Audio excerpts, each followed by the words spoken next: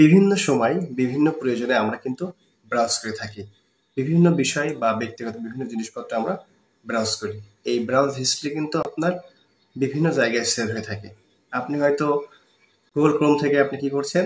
Search history delete করে দিচ্ছেন। তারপরেও কিন্তু আপনার এই সার্চ হিস্ট্রি একটি জায়গায় থেকে যাচ্ছে।